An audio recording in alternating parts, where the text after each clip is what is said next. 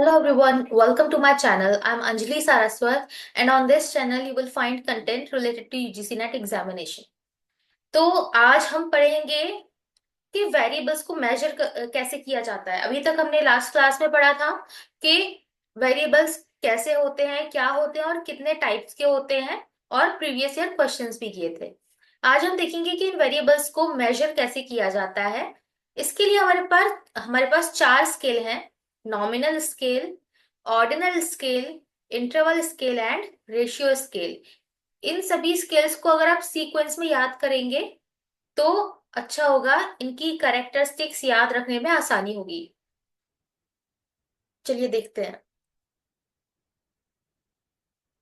अब है हमारे पास पहला स्केल जो कि है नॉमिनल स्केल। नॉमिनल स्केल को कैटेगोरिकल स्केल भी कहा जाता है। क्यों? क्योंकि इस स्केल में कैटेगरीज होती है, यानी कि अगर कोई भी वेरिएबल है वो अगर किसी कैटेगरी को दर्शाता है तो हम कहेंगे कि ये नॉमिनल स्केल में आता है। अ classification scale where data is categorized without any order or numerical significance. It only represents labels or names. ठीक है।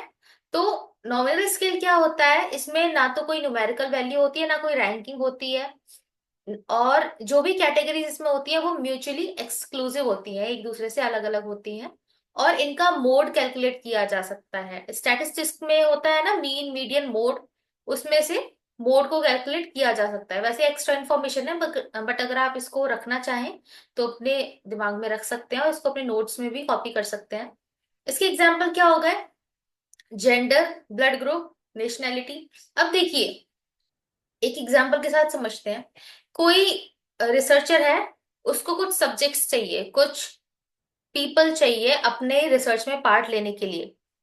और जब भी वो किसी पार्टिसिपेंट को लेगा तो उसका डाटा तो अपने पास लिखेगा ना, नोट करेगा।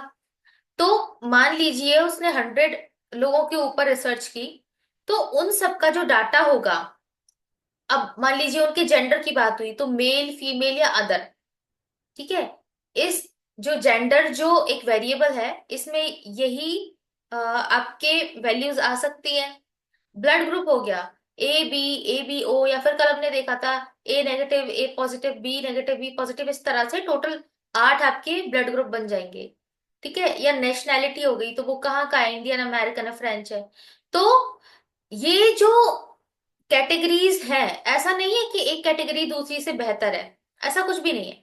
लेकिन इस तरह के जो वेरिएबल्स होते हैं इनको कैटेगोरिकल वेरिएबल्स कहा जाता है। ठीक है। यानी इसमें नॉमिनल यानी सिर्फ नाम होते हैं उन कैटेगरीज के। ठीक है। तो ये होता है आपका नॉमिनल स्केल। आई होप कि आपको ये क्लियर हो गया होगा, बट अगर फिर भी कोई डाउट है तो आप कमेंट सेक्शन में पूछ सकते हैं। नेक्स्ट स्केल देखते हैं। नेक्स्ट है आपका ऑर्डिनल स्केल। ऑर्डिनल से नाम से समझ में आ रहा है कि किसी एक ऑर्डर में है। ऑर्डिनल स्केल को रैंक ऑर्डर स्केल भी कहते हैं। क्यों कहते हैं भाई? क्योंकि इसमें जो वेरिएबल्स हैं वो एक रैंक में लिस्टेड होते हैं। इसकी डेफिनेशन देख लें। A ranking scale where data is arranged in a specific order. एक स्पेसिफिक ऑर्डर में तो अरेंज्ड है डाटा, बट उनके बीच में जो डिफरेंस है, उनके रैंक के बीच में जो डिफरेंस है वो अननोन है। अब जैसे आप लिखते हो A B C D E F, लिखते हो लाइन से, तो ऐसा तो नहीं है कि ए बी से बड़ा है या सी डी से छोटा है, ऐसा तो नहीं है ना। लेकिन हम शुरू से इसको ऐसे ही लिखते आ रहे हैं, तो इसको इसी क्रम में या इसी ऑर्डर में या इसी रैंक में इसको लिखा जाता है। वैसे ही सोशियो इकोनॉमिक स्टेटस, जैसे लो, मिडिल, हाई, या फिर किसी रेस में फर्स्ट, सेकंड, थर्ड आने वाले, अब ये रैंक्स ही तो है। तो जब भी किसी ऑर्डर में आप किसी वेरिएबल को लिखते हो या रैंक के फॉर्म में लिखा जाता है, तो इसको ही बोला जाता है ऑर्डिनल स्केल या रैंक ऑर्डर स्केल।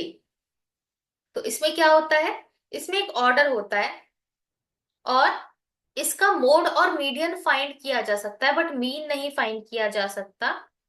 और ये बाकी एक्स्ट्रा पॉइंट्स है। The difference between rank is not uniform. इनके रैंक्स के बीच में जो डिफरेंस है वो यूनिफॉर्म नहीं होता है। ये एक्स्ट्रा पॉइंट है, इसको आप छोड़ सकते हैं। ऑर्डिनल स्केल हो गया ये, जिसमें कि ऑर्डर में या रैंक में वेरिएबल्स को लगाया जाता है। नेक्स्ट देखते हैं। नेक्स्ट है इंटरवल स्केल, और इसको कहा जा सकता है इक्वल इंटरवल स्केल भी। क्यों? क्योंकि इसमें जो वेरिएबल होते हैं वो न्यूमेरिकल फॉर्म में होते हैं। A numerical scale where the difference between values is equal, यानी कि इसमें जो भी वेरिएबल्स हैं उनके बीच में जो डिफरेंस है वो इक्वल होगा, but it lacks N absolute zero. अभी समझें कि एब्सोल्यूट जीरो क्या होता है। ठीक है। तो इंटरवल स्केल का मतलब ये है कि आप कोई ऐसे वेरिएबल ले रहे हो जिनके बीच में जो डिफरेंस है वो सेम है। अब इसको कैसे एग्जाम्पल के साथ इसको समझते हैं। मान लीजिए कि आपने जैसे पहले छोटी क्लासेस में करते थे ना, 7th 8th क्लास में जब आप स्टैटिस्टिक्स पढ़ते थे, आप ग्राफ्स बनाते थे। ग्राफ बनाने के लिए आपको इंटरवल्स लेने पड़ते थे। 10 का इंटरवल या 20 का या 50 का या 100 का इंटरवल लेके चलते थे। ठीक है, वही वाली चीज है यहाँ पे।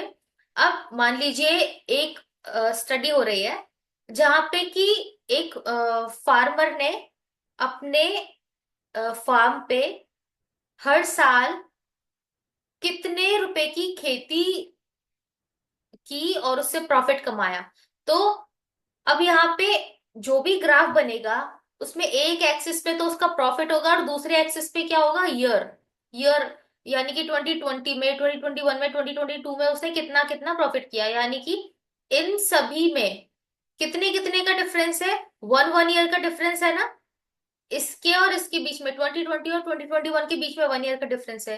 फिर 2021 और 2022 के बीच में भी 1 ईयर का ही डिफरेंस है। तो हम कहेंगे कि ये इक्वल इंटरवल है, यानी इक्वल टाइम है इन दोनों ईयर के बीच में। वैसे ही आईक्यू स्कोर्स, जो आपका इंटेलिजेंस कोशेंट होता है, आईक्यू स्कोर, वो हर व्यक्ति का अलग अलग हो सकता है। और डिफरेंस इसके बीच में अगर किसी का 110 और 120, यानी इसके बीच में ये रेंज रखी, इन दोनों के बीच में कितना 10 का डिफरेंस है और उतना ही डिफरेंस 90 और 100 के बीच में भी है। तो हम कहेंगे कि ये भी इक्वल इंटरवल के एग्जाम्पल में आ जाएगा। सेल्सियस और फ़ारेनहाइट टेम्परेचर की डिग्रीज होती है। ठीक है, ये मेजरमेंट यूनिट्स होती है। और इसीलिए इनको भी हम कह सकते हैं कि इंटरवल स्केल पे शो किया जा सकता है। इंटरवल स्केल पे जो भी वेरिएबल्स होते हैं उनका एडिशन और सब्ट्रैक्शन पॉसिबल है। इसका मीन, मीडियन और मोड कैलकुलेट किया जा सकता है। अब एक बार समझ लेते हैं एब्सोल्यूट जीरो क्या होता है। देखिए, जब हम स्केल्स की बात करते हैं तो एब्सोल्यूट जीरो का मतलब है अगर कोई क्वांटिटी या कोई वेरिएबल जीरो होने की क्षमता रखता है। जीरो होने का मतलब है कि वो नहीं है। ठीक है, अगर ऐसा है तो हम कहेंगे कि वो जो क्वांटिटी है वो एब्सोल्यूट जीरो है। यहाँ पे अगर आप देखेंगे सेल्सियस और जो टेम्परेचर है आपके, इसकी 3 यूनिट होती हैं, सेल्सियस, फ़ारेनहाइट और केल्विन। तो जो स्टैंडर्ड यूनिट है साइंटिफिक स्टैंडर्ड्स के हिसाब से वो आपकी केल्विन है, जो एसआई यूनिट है, स्टैंडर्ड यूनिट जो है। तो लेकिन सेल्सियस और फ़ारेनहाइट जो है वो स्टैंडर्ड यूनिट्स नहीं है। तो जब 0 डिग्री सेल्सियस या 0 डिग्री फ़ारेनहाइट टेम्परेचर अगर होगा, इसका मतलब ये नहीं है कि यहाँ पे कोई टेम्परेचर नहीं है, कोई ना कोई टेम्परेचर यहाँ पे होगा।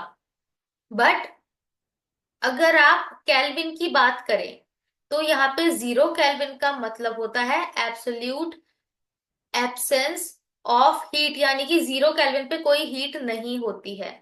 इसीलिए आपका जो इंटरवल स्केल था, ये एब्सोल्यूट जीरो इस पे नहीं होता है। एब्सोल्यूट जीरो वाले जो वेरिएबल्स हैं उनको इंटरवल स्केल पे शो नहीं किया जा सकता, बट रेशियो स्केल पे इसको शो किया जा सकता है। ये हाईएस्ट लेवल ऑफ मेजरमेंट है।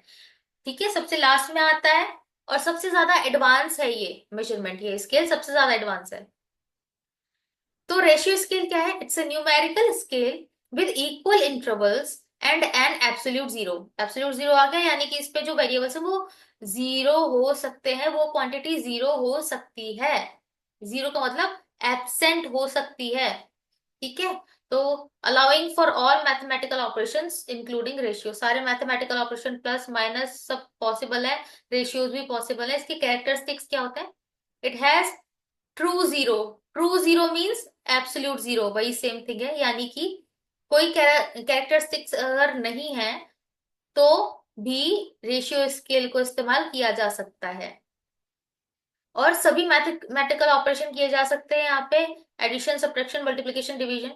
और सारी सेंट्रल टेंडेंसीज मेजर की जा सकती है, मीन, मीडियन, मोड, जो कि आपके स्टैटिस्टिक्स में होती है, ये सब वैलिड होती हैं रेशियो स्केल में।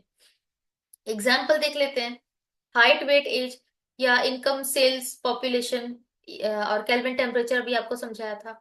तो ये सभी चीजें जीरो होने का मतलब है कि है ही नहीं। हाइट 0 सेंटीमीटर मतलब कोई हाइट नहीं है। 0 kg वेट का मतलब है कि वो चीज है ही नहीं। ठीक है, जीरो मीन्स अगर आपके पास 0 रुपीज है तो मतलब कोई पैसा नहीं है। तो यहाँ पे एब्सोल्यूट जीरो का मतलब है कि वो चीज एग्जिस्ट नहीं कर रही है यहाँ पे। ठीक है, चलिए आगे बढ़ते हैं। आई होप कि ये समझ आ गया होगा। वैसे ये हल्का सा टफ लग रहा होगा, लेकिन है नहीं, बहुत ही आसान है ये चारों स्केल। बस आपको इन्हें ऑर्डर में याद करना है। उनको याद करने की, समझने की ट्रिक जो है वो भी मैं अभी आपको बताने वाली हूँ। तो एक बार की डिफरेंसेस देख लेते हैं, इनमें क्या डिफरेंस होता है। देखिए, इसके पहले पहले लेटर्स को आप पढ़ लीजिए, NOIR। इससे आपको एक ऑर्डर में याद हो जाएगा, noir. Nominal, ordinal, interval and ratio. तो नॉमिनल नॉमिनल स्केल में क्या कोई ऑर्डर या फिर रैंकिंग होती है? नहीं, इसमें सिर्फ नाम होते हैं, सिर्फ कैटेगरीज होती हैं, जैसे मेल, फीमेल या अदर। और इसमें इक्वल इंटरवल्स होते हैं? नहीं, बस आगे पीछे लिखा होता है कैटेगरीज के नाम। इसीलिए इसको नॉमिनल मींस जहां पे नेम आ रहा है बस। और नाम में कोई ऑर्डर नहीं होता, कोई इंटरवल नहीं होता, और ट्रू जीरो भी नहीं होता। ठीक है। इसके एग्जांपल्स हो गए ब्लड ग्रुप, नेशनैलिटी। इसमें कोई ऑर्डर नहीं होता, कोई इंटरवल नहीं होता। ये हो गया आपका नॉमिनल स्केल। इसमें ऑर्डर, इंटरवल और ट्रू जीरो तीनों ही चीजें एब्सेंट होती हैं। ऑर्डिनल स्केल आ गया तो यहाँ पे क्या आ जाएगा? ऑर्डिनल में ऑर्डर आ जाएगा। ठीक है, यानी कि जो भी वेरिएबल्स है इसमें, जो भी वैल्यूज है वो एक ऑर्डर में लिखी होंगी। जैसे एग्जाम में कौन सी रैंक आई, first, second, third. Socio economic status, low, middle, high. ठीक है। इसमें कोई इक्वल इंटरवल नहीं होता। क्यों नहीं होता? क्योंकि जो आपका एग्जाम्पल है यहाँ पे, socio economic status, low, middle, high, क्या इसमें आप इंटरवल कुछ आइडेंटिफाई कर पा रहे हो? नहीं कर पा रहे हो ना। तो इसीलिए ऑर्डिनल स्केल जो होता है इसमें बस एक चीजें ऑर्डर में लिखी होती है, कोई इंटरवल नहीं होता है, फिक्स इंटरवल। तो इसीलिए यहाँ भी क्रॉस। इसकी ट्रू जीरो होता है, इसमें नहीं होता। अब इंटरवल देखते हैं। इंटरवल में ऑर्डर भी होता है, इक्वल इंटरवल भी होता है, और ट्रू जीरो नहीं होता।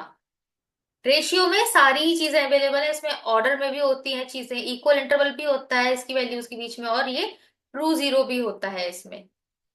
आगे देखते हैं।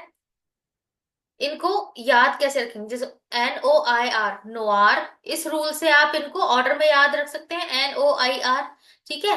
नॉमिनल में सिर्फ लेवल या कैटेगरी होता है। जब भी आपके सामने कोई क्वेश्चन आता है, आप अपने आप से सवाल पूछो कि अगर आपको आइडेंटिफाई करने के लिए आए कि इसमें कौन सा स्केल यूज हो रहा है, तो उस क्वेश्चन को देख के खुद से पूछो, वेरिएबल या वैल्यूज को देख के, कि क्या ये कोई कैटेगरी है या क्या ये कोई लेबल है। अगर हाँ, तो ये नॉमिनल स्केल में आ जाएगा। ठीक है, जैसे जेंडर हो गए, ब्लड ग्रुप हो गए। ऑर्डिनल में अगर इसमें कोई ऑर्डर है या रैंक है, तो ये किस में आ जाएगा? ऑर्डिनल स्केल में, जैसे रैंक, फर्स्ट, सेकंड, थर्ड।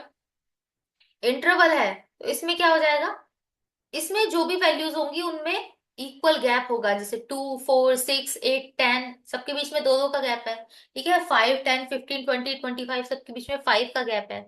या फिर 100, 200, 300, सबके बीच में 100 का गैप है, यानी कि इसके बीच में इक्वल गैप है, इक्वल इंटरवल है। इसीलिए इसको देख के आप पहचान जाओगे ये इंटरवल है। और लास्ट में आता है आपका ratio. Does it have a true zero, यानी कि इसमें जो भी चीजें लिखी हुई हैं, क्या वो चीज जीरो हो सकती है। जीरो होने का मतलब है कि क्या ऐसा पॉसिबल है कि वो चीज एब्सोल्यूट जीरो हो, यानी हो ही ना। जीरो का मतलब वो हो ही ना, एब्सेंट हो। तो आप समझ जाओगे कि ये रेशियो की बात हो रही है। निमोनिक इसको याद करने के लिए, no order in real, no में जो एन है वो nominal, order means ordinal, in का आई इंटरवल, एंड रियल का आर रेशियो। तो नॉमिनल में सिर्फ नाम होगा या कैटेगरी होगी, ऑर्डिनल में सिर्फ ऑर्डर जो है आपका वो वैल्यू रखता है, इंटरवल में बीच में इक्वल गैप है, कोई जीरो नहीं होना चाहिए, और रेशियो में रियल जीरोस एग्जिस्ट कर सकते हैं। इस तरह से आप पहचान लेंगे। और अब आ जाते हैं आपके क्वेश्चंस। ये जून 23 का क्वेश्चन है। Which of the following type of variables would have a true zero point? तो अभी हम पढ़कर आए थे, चारों स्केल में सिर्फ एक ही था जिसका ट्रू जीरो पॉइंट पॉसिबल है। किसका? जिसका हाईएस्ट लेवल होता है, किसका? रेशियो वाले का। तो यहां से आपका रेशियो करेक्ट हो जाएगा।